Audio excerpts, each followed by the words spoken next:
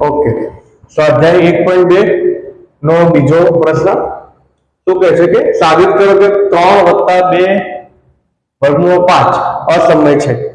તો જેવી રીતે આપણે √5 અને √3 કેવું સાબિત કર્યું હતું એ જ રીતથી આને સાબિત કરીશું.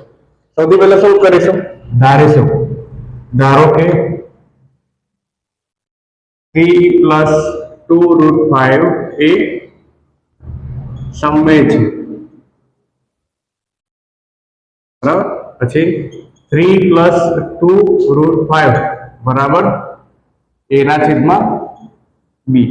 આ 3 અને 2 √5 સરવાળા છે તો 3 ને જમણી બાજુ લઈ જઈએ આપણે. બરાબર.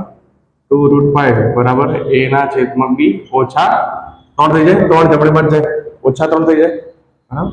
હવે √5 a ઓછા 3 આ b આગળ ગુણાકારમાં આવી જાય કઈ ના હોય તો. બરાબર. a ઓછા 3b છેદમાં b. બરાબર. અને 2 નીચે આવી ગયા. બરાબર. √5 બરાબર a ઓછા 3b b ગુણ્યા 2 એટલે 2b. બરાબર.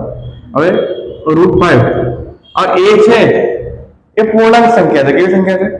પૂર્ણાંક સંખ્યા. પછી 3 છે એ પણ કેવી સંખ્યા છે? પૂર્ણાંક સંખ્યા. b પણ કેવી સંખ્યા છે? પૂર્ણાંક સંખ્યા છે. 2 ગુણ્યા b પણ કેવી સંખ્યા છે? પૂર્ણાંક સંખ્યા છે. બરાબર. હવે બધીમાં પૂર્ણાંક સંખ્યા છે એ બધી કેવી સંખ્યા છે? સમય સંખ્યા છે. આપણે 9મા ધોરણમાં ભણ્યા હતા કે સમય સંખ્યાનો ગુણાકાર સમય સંખ્યા જોડે કરો જવાબ શું આવે? સમય સંખ્યા. અસમય સંખ્યાનો ગુણાકાર અસમય સંખ્યા જોડે કરો તો અસમય પણ આવે અને સમય પણ આવે. આવું ભણ્યા હતા આપણે. બરાબર. સમય વત્તા સમય ઓછા સમય સંખ્યા. બરાબર. અસમય સંખ્યા ઓછા અસમય સંખ્યા તો અસમય સંખ્યા. પૂર્ણાંક સંખ્યા બધી કેવી છે? અસમય સંખ્યા. તો અસમય સંખ્યામાંથી અસમય સંખ્યા બાદ કરું તો શું જવાબ આવે? અસમય સંખ્યા. અસમય સંખ્યાનો ભાગાકાર સમય સંખ્યાનો ભાગાકાર સમય સંખ્યા સાથે કરું તો શું જવાબ આવે? સમય સંખ્યા જવાબ આવે. એટલા માટે √5 કેવી સંખ્યા કહેવાય? સમય સંખ્યા કહેવાય. એટલા માટે આપણે શું લખીશું? તેથી √5 એ સમય સંખ્યા છે. બરાબર કે નહીં? પછી આપણે શું લખીશું? પણ અહીં એ સત્ય છે કે 3 + 2 √5 એ અસમય સંખ્યા છે.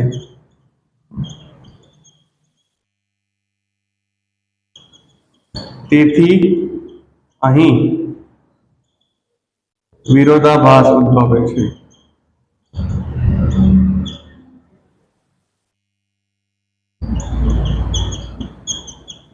તેથી આપણી સાબિતી કેવી છે? ખોટી છે. તેથી આપણી સાબિતી ખોટી છે. ઓકે.